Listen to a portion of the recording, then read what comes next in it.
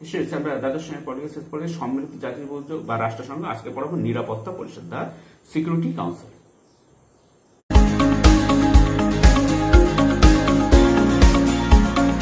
চলো আলোচনা করা যায়। 1945 সালে সান ফ্রান্সিসকো সম্মেলনে সম্ভবত প্রতিনিধিবৃন্দ অনেক উচ্চাসা নিয়ে সম্মিলিত জাতিপুঞ্জের মুখ্য উদ্দেশ্যসমূহের বাস্তব রূপায়ণের গুরুদায়িত্ব অর্পণ করেছিলেন নিরাপত্তা পরিষদের হাতে। এই গুরুদায়িত্ব হল বিশ্ব শান্তি ও নিরাপত্তা রক্ষা করার দায়িত্ব। গঠন স্ট্রাকচার। প্রথমে নিরাপত্তা পরিষদের মোট সদস্য সংখ্যা ছিল 11। বর্তমানে নিরাপত্তা পরিষদের মোট সদস্য সংখ্যা বৃদ্ধি পেয়ে হয়েছে 15। এই 15টি সদস্য রাষ্ট্রের মধ্যে স্থায়ী ও অস্থায়ী সদস্য সংখ্যা হল যথাক্রমে 5 ও 10, মানে স্থায়ী সদস্য 5 এবং অস্থায়ী সদস্য হচ্ছে 10। বর্তমানে নিরাপত্তা পরিষদের 5টি স্থায়ী সদস্য রাষ্ট্র হল 1 মার্কিন যুক্তরাষ্ট্র, 2 ব্রিটেন, 3 ফ্রান্স, 4 রাশিয়া এবং 5 গণসাধারণতন্ত্রী চীন। এবং মনে রাখো এই 5টি সদস্য রাষ্ট্রের কিন্তু ভিটো প্রয়োগের ক্ষমতা আছে। কোন রাষ্ট্রকে নিরাপত্তা পরিষদের সদস্য পদ প্রদানের সময় আন্তর্জাতিক শান্তি ও নিরাপত্তা রক্ষায় সদস্য পদের জন্য আবেদনকারী রাষ্ট্রের অবদান এবং ন্যায়সঙ্গত ভৌগোলিক বন্টনের দিকে বিশেষ লক্ষ্য রাখা হয়। কার্যকালের মেয়াদ পরিসমাপ্তির পর কোন অস্থায়ী সদস্য অবিলম্বে পুনর্নির্বাচিত হতে পারে না। নিরাপত্তা পরিষদের প্রতিটি সদস্য রাষ্ট্র অনধিক একজন করে প্রতিনিধি প্রেরণ করতে পারে। সদস্যবর্গের নামের ইংরেজি বর্ণানুসারে নিরাপত্তা পরিষদের সদস্যরা প্রতি মাসে একজন করে সভাপতি প্রেসিডেন্ট নির্বাচন করে। এবার দেখো ক্ষমতা ও কার্যকরী। সম্মিলিত জাতিপুঞ্জের সর্বাপেক্ষা গুরুত্বপূর্ণ সংস্থা হল নিরাপত্তা পরিষদ। নিরাপত্তা পরিষদের কার্যাবলীকে মোটামুটি ভাবে 6টি ভাগে ভাগ করা যেতে পারে। এক হচ্ছে বিশ্ব শান্তি ও নিরাপত্তা সংরক্ষণ সংক্রান্ত ক্ষমতা। বিশ্ব শান্তি ও নিরাপত্তা রক্ষা হল নিরাপত্তা পরিষদের প্রাথমিক কর্তব্য। নামেই বুঝতে পারছেন নিরাপত্তা পরিষদ মানে কি, বিশ্ব শান্তি ও নিরাপত্তা রক্ষা হলে নিরাপত্তা পরিষদের প্রাথমিক কর্তব্য। নিরাপত্তা পরিষদের দায়িত্ব দুভাগে সম্পাদন করতে পারে। এক হচ্ছে শান্তিপূর্ণভাবে বিরোধের নিষ্পত্তি, 2 হচ্ছে নিবর্তনমূলক ও শাস্তিমূলক ব্যবস্থা গ্রহণ। প্রথমে শান্তিপূর্ণভাবে বিরোধের মীমাংসা করবে।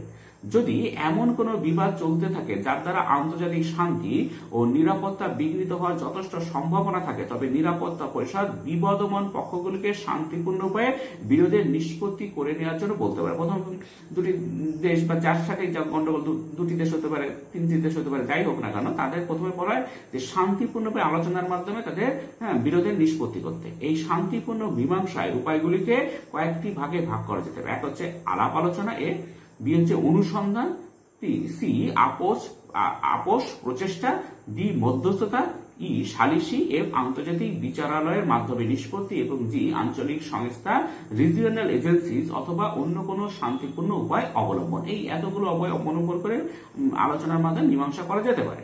সনদের 52 নং ধারায় বলা হয়েছে যে স্থানীয় বিরোধ নিষ্পত্তির জন্য প্রথমে আঞ্চলিক সংস্থাগুলি সর্বপ্রকার প্রচেষ্টা চালাবে। আবার নিরাপত্তা পরিষদ ইচ্ছা করলে আঞ্চলিক সংস্থাগুলির সাহায্য নিয়ে শান্তি ভঙ্গকারী রাষ্ট্রের বিরুদ্ধে যথোচিত ব্যবস্থা গ্রহণ করতে সক্ষম। তবে নিরাপত্তা পরিষদের সম্মতি ছাড়া আঞ্চলিক সংস্থাগুলি কোনো রাষ্ট্রের বিরুদ্ধে বল প্রয়োগ করতে পারে না। তাছাড়া আঞ্চলিক সংস্থাগুলিকে তাদের কার্যাবলী সম্পর্কে বিস্তারিত বিবরণ নিরাপত্তা পরিষদের কাছে পেশ করতে হয়। উত্তর আটলান্টিক চুক্তি সংস্থা বা NATO, north Atlantic treaty organization NATO, দক্ষিণ পূর্ব এশিয়া চুক্তি সংস্থা বা সিয়াটো, south east Asia treaty organization সিয়াটো, দক্ষিণ পূর্ব এশীয় জাতিসমূহের সংগঠন বা ASEAN association of south east Asian association ASEAN প্রভৃতি হল আঞ্চলিক সংস্থার উদাহরণ। 2 হচ্ছে নিবর্তনমূলক ও শাস্তিমূলক ব্যবস্থাপনা। শান্তিপূর্ণভাবে আন্তর্জাতিক বিরোধের মীমাংসা করতে নিরাপত্তা পরিষদ ব্যর্থ হলে শান্তি ভঙ্গকারী রাষ্ট্রের সঙ্গে সম্পূর্ণ বা আংশিকভাবে অর্থনৈতিক সম্পর্ক ছিন্ন করতে রেলপথ, সমুদ্রপথ, বিমানপথ, ডাক সরবরাহ, টেলিগ্রাফ বা বেতার যোগাযোগ বন্ধ করতে, এমনকি কূটনৈতিক সম্পর্ক ডিপ্লোম্যাটিক রিলেশন ছিন্ন করতে সদস্য রাষ্ট্রগুলিকে নির্দেশ দিতে পারে। কিন্তু এই সব ব্যবস্থা যদি ফলপ্রসূ না হয়, তবে নিরাপত্তা পরিষদ শান্তি ও নিরাপত্তা রক্ষার জন্য বিমান বাহিনী, নৌবাহিনী অথবা সেনাবাহিনীর প্রয়োজনীয় সাহায্য গ্রহণ করতে সক্ষম। প্রথমে তাদের সেই সব রাষ্ট্রগুলিকে কিভাবে শাস্তিমূলক কিছু ব্যবস্থা দেবে, যে তাদের সাথে রেল সম্পর্ক বন্ধ, সমুদ্রপথ বন্ধ, বিমানপথ বন্ধ, এইসব যোগাযোগ ব্যবস্থা বন্ধ করতে পারবে। বড়জোর কূটনৈতিক সম্পর্ক, বিভিন্ন রাষ্ট্রের সাথে বিরোধী কূটনৈতিক সম্পর্ক থাকে এবং তাদের পররাষ্ট্র দপ্তরও থাকে, সেই সব কূটনৈতিক সম্পর্ক বন্ধ করতে পারে। তাতেও যদি কাজ না হয়, তখন বিমান বাহিনী, নৌবাহিনী অথবা সেনাবাহিনীর প্রয়োজনীয় সাহায্য গ্রহণ করতে ব্যবস্থা নিতে পারে আর কি। এই ব্যবস্থা অবলম্বনের সঙ্গে সঙ্গে বিক্ষোভ প্রদর্শন, অবরোধ সৃষ্টি এবং সম্মিলিত জাতিপুঞ্জের সদস্য রাষ্ট্রগুলির জল, স্থল ও বিমান বাহিনীর সাহায্য পরিষদ প্রয়োজন বোধে শক্তি প্রয়োগ করতে পারে। শান্তি ভঙ্গকারী রাষ্ট্রের বিরুদ্ধে নিরাপত্তা পরিষদ যাতে অতি দ্রুত সামরিক ব্যবস্থা গ্রহণ করতে পারে সেজন্য জাতিপুঞ্জের সব সদস্য রাষ্ট্র জাতীয় বিমান বাহিনী প্রস্তুত রাখতে বাধ্য থাকে। সামরিক পরিষদ মিলিটারি স্টাফ কমিটি এর সাহায্য ও পরামর্শক্রমে নিরাপত্তা পরিষদ সেনাবাহিনীর ব্যবহার সম্পর্কিত পরিকল্পনা স্থির করতে পারে। তাছাড়া বিশ্ব শান্তি রক্ষার জন্য কি ধরনের সামরিক ব্যবস্থা গ্রহণের প্রয়োজন সে বিষয়ে সামরিক পরিষদ নিরাপত্তা পরিষদকে সাহায্য ও পরামর্শ দিতে পারে। তবে সামরিক পরিষদ তার অধীনস্থ সেনাবাহিনী পরিচালনার জন্য নিরাপত্তা পরিষদের কাছে দায়ী থাকে। প্রসঙ্গত উল্লেখ করা যেতে পারে যে সম্মিলিত জাতিপুঞ্জ নিরাপত্তা পরিষদের উদ্যোগে শান্তি বিঘ্নকারী রাষ্ট্রের বিরুদ্ধে শান্তি প্রতিষ্ঠার জন্য যুদ্ধ এবং আত্মরক্ষার উদ্দেশ্যে যুদ্ধ ছাড়া সর্বপ্রকার বল প্রয়োগ নিষিদ্ধ করে যুদ্ধের সম্ভাবনাকে স্থায়ীভাবে পৃথিবী থেকে বিলোপ করতে চেয়েছে। এই যে শান্তি প্রতিষ্ঠার জন্য যুদ্ধ বা আত্মরক্ষার উদ্দেশ্যে যুদ্ধ ছাড়া স্বভাবত প্রথমে যুদ্ধ চায় না, তাছাড়া অন্যান্য বল প্রয়োগের মাধ্যমে যুদ্ধকে সম্ভব যুদ্ধ বা যুদ্ধের সম্ভাবনাকে স্থায়ীভাবে পৃথিবী থেকে বিলুপ্ত করার চেষ্টা করছে। যখনই সেটা সম্ভব না হয় তখন বল প্রয়োগ করা ছাড়া উপায় থাকে না, তখন আত্মরক্ষার জন্য যুদ্ধ ছাড়া কিছু উপায় থাকে না। এরপর হচ্ছে ওসি সংক্রান্ত ক্ষমতা।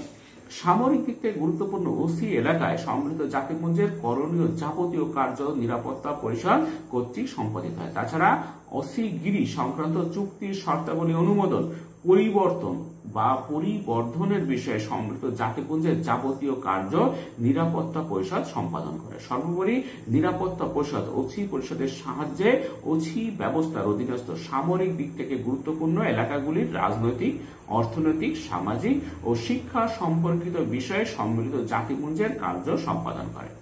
3 হচ্ছে নিয়োগ সংক্রান্ত ক্ষমতা। নিরাপত্তা পরিষদের সুপারিশক্রমে সাধারণ সভা প্রধান কর্মসচিব ও আন্তর্জাতিক বিচারালয়ের বিচারপতিদের নিয়োগ এবং সম্মিলিত জাতিপুঞ্জের নতুন সদস্যদের গ্রহণ করতে পারে। এইসব নিয়োগ ও গ্রহণের ক্ষেত্রে নিরাপত্তা পরিষদের মোট 15টি সদস্য রাষ্ট্রের মধ্যে অন্তত 9টি সম্মতি প্রয়োজন। এই 9টির মধ্যে স্থায়ী 5টি সদস্য রাষ্ট্রের সম্মতি একান্ত অপরিহার্য। এই যে নিয়োগ সংক্রান্ত ক্ষমতা, নিরাপত্তা পরিষদের সুপারিশক্রমে যে প্রধান কর্মসচিব নিয়োগ, বিচারপতিদের নিয়োগ, নতুন সদস্যপদ গ্রহণ, এইসব বিষয়ে নিরাপত্তা পরিষদের সদস্য রাষ্ট্রদের সম্মতি প্রয়োজন। অন্তত 9টি রাষ্ট্রের সম্মতি তো একান্ত প্রয়োজন, তার মধ্যে 5টি সদস্য রাষ্ট্রের সম্মতি একান্তভাবে প্রয়োজন এবং বাকি 4টি, মোট 9টি সদস্য রাষ্ট্রের সম্মতি অপরিহার্য। 4 হচ্ছে সদস্যদের বরখাস্ত ও বহিষ্কার করার ক্ষমতা। সম্মিলিত জাতিপুঞ্জের কোন সদস্য রাষ্ট্রের বিরুদ্ধে নিরাপত্তা পরিষদ যদি নিবর্তনমূলক বা বল প্রয়োগাত্মক ব্যবস্থা অবলম্বন করে তবে সেই সদস্যকে তার নিজ অধিকার ও সুবিধা ভোগ থেকে বঞ্চিত করে সাময়িকভাবে বরখাস্ত করা যেতে পারে। অবশ্য নিরাপত্তা পরিষদ ইচ্ছা করলে পুনরায় সেই সদস্যকে তার লিখিত অধিকার ও সুযোগ সুবিধাগুলো ফিরিয়ে দিতে পারে। যদি তাকে বরখাস্ত করা হয়, নিরাপত্তা পরিষদ ইচ্ছা করলে তার অধিকারগুলো আবার ফিরিয়েও দিতে পারে। তাছাড়া কোন সদস্য যদি বারবার সনদ বর্ণিত নীতিসমূহ অমান্য করে তবে নিরাপত্তা পরিষদের সুপারিশক্রমে সাধারণ সভা সেই সদস্যকে সম্মিলিত জাতিপুঞ্জ থেকে বহিষ্কার করতে পারে। যদি একজন সম্মিলিত জাতিপুঞ্জের সনদ বর্ণিত নীতিসমূহ অমান্য করে বারবার করতে থাকে কোন রাষ্ট্র, তখন তাকে বহিষ্কার করা ছাড়া উপায় থাকে না, তখন সম্মিলিত জাতিপুঞ্জ তাকে বহিষ্কার করতে পারে। 5 হচ্ছে সনদ সংশোধন সংক্রান্ত ক্ষমতা। সনদ সংশোধনের ক্ষেত্রে নিরাপত্তা পরিষদের ভূমিকা বিশেষ গুরুত্বপূর্ণ। সনদ সংশোধনের প্রস্তাবগুলি নিরাপত্তা পরিষদের সম্মতিক্রমে এবং সাধারণ সভার 2/3 সদস্যের সমর্থন লাভ করলে কার্যকর হয়। নিরাপত্তা পরিষদের সম্মতিক্রমে বলতে পরিষদের 5টি স্থায়ী সদস্য সহ মোট সদস্য রাষ্ট্রের অন্তত 9টি সম্মতি বোঝায়। প্রসঙ্গত উল্লেখ করা যেতে পারে যে সম্মিলিত জাতিপুঞ্জের সদস্যবর্গের এক সাধারণ বৈঠকে 2/3 সংখ্যা গরিষ্ঠতায় অনুমোদিত হলে এবং সম্মিলিত জাতিপুঞ্জের 2/3 সদস্য নিরাপত্তা পরিষদের সব স্থায়ী সদস্য নিজ নিজ সাংবিধানিক পদ্ধতি অনুসারে সংশোধন প্রস্তাব সমর্থন করলে সনদ সংশোধিত হতে পারে। সনদ সংশোধন কাজটি নিরাপত্তা পরিষদ 9টি সদস্য রাষ্ট্রের সম্মতি একান্তভাবে প্রয়োজন, আর তারপরে 2/3 মানে 3/2 সভায় সাধারণ সভায় বৈঠকে 3/2 সদস্যদের যদি অনুমোদন থাকে তাহলে সংশোধন প্রস্তাব সনদ সংশোধন কার্যকারী হতে পারে। হচ্ছে নিরস্ত্রীকরণ সম্পর্কিত ক্ষমতা, আন্তর্জাতিক শান্তি ও নিরাপত্তা রক্ষা করার জন্য এবং বিশ্বের অর্থনৈতিক সম্পদ যাতে অস্ত্র সজ্জায় ব্যয়িত না হয় সেজন্য সামরিক পরিষদের সহায়তা নিরাপত্তা পরিষদ প্রচেষ্টা চালায়। অস্ত্র শস্ত্র নিয়ন্ত্রণ করার জন্য নিরাপত্তা পরিষদের যে পরিকল্পনা গৃহীত হয় সম্মিলিত জাতিপুঞ্জের সদস্যদের কাছে তা পেশ করতে হয়। অস্ত্রশস্ত্র নিয়ন্ত্রণ ও সম্ভাব্য নিরস্ত্রীকরণের ব্যাপারে সামরিক পরিষদ নিরাপত্তা পরিষদকে সর্বপ্রকারে সাহায্য করে এবং প্রয়োজন মতো পরামর্শ দেয়। এরপর দেখো ভোট পদ্ধতি। নিরাপত্তা পরিষদের প্রতিটি সদস্য রাষ্ট্রে একটি করে ভোটদানের অধিকারী। কার্যবিধির অন্তর্ভুক্ত বিষয়ে নিরাপত্তা পরিষদের মোট 15টি সদস্য রাষ্ট্রের মধ্যে কমপক্ষে 9টি সম্মতি প্রয়োজন। এইসব বিষয়ে নিরাপত্তা পরিষদের স্থায়ী সদস্যদের ভিটো প্রয়োগ করার কোনো ক্ষমতা থাকে না, কিন্তু কার্যবিধি ছাড়া অন্য সব বিষয়ে নন প্রসিডিউরাল অর সাবস্ট্যান্টিভ ম্যাটার মানে যেটা কার্যাবলীর মধ্যে পড়ছে না, এই বিষয়ে নিরাপত্তা পরিষদের অন্তত 6টি সদস্যের সম্মতির প্রয়োজন। এই 9টি সদস্যের সম্মতি প্রয়োজন। এই 9টির মধ্যে 5টি স্থায়ী রাষ্ট্রের সম্মতি বা ঐক্যমতসূচক ভোট অবশ্যই প্রয়োজন। 5টা যে স্থায়ী সদস্য তাদের সবসময় প্রয়োজন, বাকি 4টে মিলে মোট 9টি। ঠিক আছে, এটা হচ্ছে ভোট পদ্ধতি। আর প্রতিটি সদস্য রাষ্ট্রের প্রত্যেক ভোট থাকে একটি করে ভোটদানের অধিকারী। এবার দেখো দ্বৈত ভিটো কি জিনিস। প্রসঙ্গত উল্লেখ করা যেতে পারে সনদের কোথাও ভিটো কথাটির উল্লেখ নেই। কার্যবিধি ছাড়া অন্য বিষয়ে নিরাপত্তা পরিষদের স্থায়ী সদস্যদের না সূচক বা নেতিবাচক ভোট প্রদানকে ভিটো বলে অভিহিত করা হয়। এই ভিটো কি জিনিস? ভিটো হচ্ছে নিরাপত্তা পরিষদের স্থায়ী সদস্যদের মধ্যে না সূচক বা নেতিবাচক, না তারা রাজি নয়, এইভাবে যারা নেগেটিভ ভোট প্রদানকে হচ্ছে ভিটো বলে অভিহিত করা হয়। নিরাপত্তা পরিষদের স্থায়ী সদস্যরা অনেক সময় এই বিষয়ে দ্বৈত ভিটো ডাবল ভিটো প্রয়োগ করতে পারে। এন্ড্রু মার্টিন ও জন বিএস এডওয়ার্ড কে অনুসরণ করে বলা যেতে পারে কোন একটি বিষয়ে কার্যবিধির অন্তর্ভুক্ত কিনা তা নিয়ে নিরাপত্তা পরিষদের মতবিরোধের সৃষ্টি হয়, তখন সেই বিষয়টির প্রকৃতি নির্ধারণের জন্য ভোট গ্রহণের ব্যবস্থা করা হয়। নিরাপত্তা পরিষদ সংশ্লিষ্ট বিষয়টিকে যাতে কার্যবিধির অন্তর্ভুক্ত বলে ঘোষণা করতে না পারে সেজন্য পরিষদের যে কোনো স্থায়ী সদস্য প্রস্তাবের বিপক্ষে নেতিবাচক ভোট দিতে পারে। এইভাবে নিরাপত্তা পরিষদের একটি স্থায়ী সদস্য প্রথমবার ভিটো প্রয়োগ করে।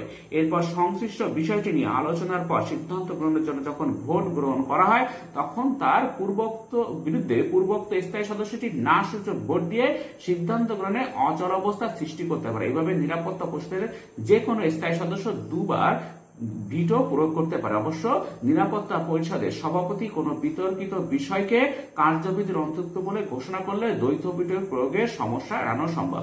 এই যে যদি কার্যবিধি কিনা এই কার্যবিধি হলে তো আর ভিটো প্রয়োগ করতে পারবে না। এই জন্য প্রথমে নিরাপত্তা পরিষদের আলোচনার মধ্যে আসে যে এই স্থায়ী সদস্য প্রথমবার ভিটো প্রয়োগ করেন, যখন এটা কার্যবিধি কিনা এইটা ঠিক করার জন্য একবার ভোট দেয় তখন সে বিরুদ্ধে ভোট দিল, নেতিবাচক ভোট দিল।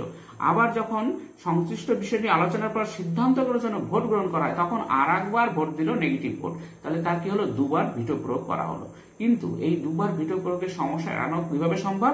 যদি নিরাপত্তা পরিষদের কোন বিতর্কিত বিষয়কে কার্যবিধির অন্তর্ভুক্ত বলে ঘোষণা করলে, যে কার্যবিধির অন্তর্ভুক্ত হলে তখন আর ভিটো প্রয়োগ করা যায় না।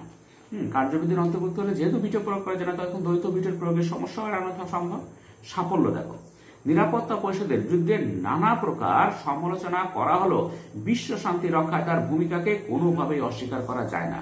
বলকান সমস্যা 1946 থেকে 47, কাশ্মীর সমস্যা 1948 থেকে 64, প্যালেস্টাইন সমস্যা 1947 থেকে 63, লেবানন সমস্যা 1958, পশ্চিম ইরানের সমস্যা 1962 থেকে 63, ইয়ামেন সমস্যা 1963 থেকে 64 প্রভৃতি ক্ষেত্রে যুদ্ধবিরতি ও যুদ্ধবিরতি রেখা ট্রু লাইন পরিদর্শনের জন্য নিরাপত্তা পরিষদ পর্যবেক্ষক প্রেরণ করেছিল। আবার আরব ইসরায়েল সংঘর্ষে যুদ্ধরত দেশগুলিকে সংযত করার উদ্দেশ্যে ইসরায়েল সীমান্তে সম্মিলিত জাতিপুঞ্জের সৈন্যবাহিনী মোতায়েন করা হয়েছিল।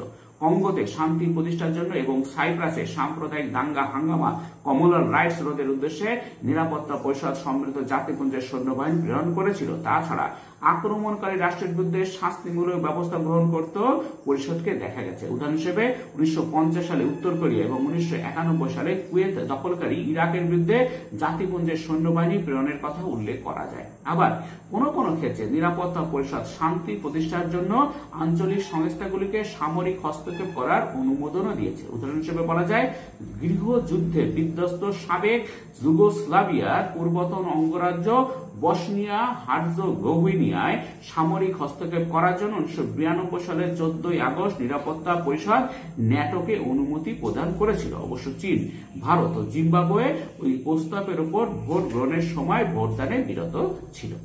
ব্যর্থতা দেখো, ফেলিওর কি জিনিস। কিন্তু যেসব বিবাদে নিরাপত্তা পরিষদের পঞ্চপ্রধান অর্থাৎ স্থায়ী সদস্য রাষ্ট্রগুলি প্রত্যক্ষভাবে জড়িত থাকে, সেই সব ক্ষেত্রে নিরাপত্তা পরিষদের সাফল্য অপেক্ষা ব্যর্থতায় অধিক পরিমাণে চোখে পড়ে। আসলে এই পঞ্চপ্রধানের নিজেদের স্বার্থের জন্য এরা ভেটো প্রয়োগ করে দেয়, তার জন্য ব্যর্থতাটা আসে আর কি। মার্কিন সাম্রাজ্যবাদের আক্রমণ থেকে ডোমিনিকান রিপাবলিক, ভিয়েতনাম, লাওস ও কম্বোডিয়াকে কিংবা ব্রিটেনের হাত থেকে সাইপ্রাসকে অথবা ইঙ্গো মার্কিন সাম্রাজ্যবাদের আক্রমণ থেকে লেবাননকে রক্ষা করতে গিয়ে নিরাপত্তা পরিষদ সম্পূর্ণ ব্যর্থ হয়েছে। সর্বোপরি 1991 সাল থেকে ইরাকের উপর মার্কিন সৈন্যবাহিনীর দফায় দফায় বোমাবর্ষণ এবং 1999 সালের মার্চ মাসের শেষ দিক থেকে কোসোভোর প্রশ্নে যুগোস্লাভিয়ার উপর মার্কিন যুক্তরাষ্ট্রের নেতৃত্বে ন্যাটো বাহিনীর অমানবিক আক্রমণ বন্ধের ব্যাপারে নিরাপত্তা পরিষদের ব্যর্থতা বিশেষভাবে লক্ষণীয়। আবার 2003 সালের মার্চ মাসে মার্কিন যুক্তরাষ্ট্র ও ব্রিটেন কর্তৃক ইরাক আক্রমণ এবং সেখানকার রাষ্ট্রপ্রধান সাদ্দাম হোসেনকে ক্ষমতাচ্যুত করা এবং 2006 সালে তাকে ফাঁসি দেওয়ার কথা উল্লেখ করা যায়। অনুরূপভাবে 2011 সালের 21 অক্টোবর মার্কিন সাম্রাজ্যবাদী সরকার ও তার দোসর ন্যাটো জোট লিবিয়ার ক্ষমতাচ্যুত রাষ্ট্রপ্রধান মুয়াম্মার গাদ্দাফিকে বর্বরোচিতভাবে হত্যা করলেও নিরাপত্তা পরিষদ নীরব দর্শকের ভূমিকায় পালন করেছে। এসব ঘটনা থেকে এই কথা প্রমাণিত হয়েছে যে বর্তমানে এক মেরুকন্দ্রিক বিশ্বের নিরাপত্তা পরিষদ সম্পূর্ণভাবে মার্কিন যুক্তরাষ্ট্রের নিয়ন্ত্রণাধীনে চলে গেছে। এই যে ইরাকের প্রেসিডেন্টকে হত্যা, মোহাম্মদ গাদ্দাফিকে বর্বরোচিত হত্যা, যেখানে আমেরিকার স্বার্থ জড়িত, যেখানে ব্রিটেনের স্বার্থ জড়িত, সেখানে নিরাপত্তা পরিষদ পুরোপুরি ব্যর্থ হচ্ছে। এটাকে কি বলা যায়, বর্তমানে তো এক মেরুকেন্দ্রিক, আগে ছিল কি দুই মেরুকেন্দ্রিক, সোভিয়েত ইউনিয়ন একদিকে এক মেরুতে ছিল আর আমেরিকা বা তার সহযোগী রাষ্ট্রের এক মেরুতে ছিল। এখন বর্তমানে সোভিয়েত ইউনিয়ন ভেঙে যাওয়ার ফলে এখন এক মেরুকেন্দ্রিক বিশ্বে এখন সম্পূর্ণভাবে মার্কিন যুক্তরাষ্ট্রের নিয়ন্ত্রণে চলে গেছে। এই জন্য নিরাপত্তা পরিষদ কি হয়, মার্কিন যুক্তরাষ্ট্রের একদম পুতুলে পরিণত হয়েছে। সেই জন্য নিরাপত্তা পরিষদের এই যত ব্যর্থতা, আসলে চোখ কান বুঝে মার্কিন যুক্তরাষ্ট্রের কথা মেনে চলার তার ফলই হচ্ছে এই নিরাপত্তা পরিষদের ব্যর্থতাগুলো। আজকে এই পর্যন্তই, পরের ভিডিও দেখা হবে। Thank you very much for watching.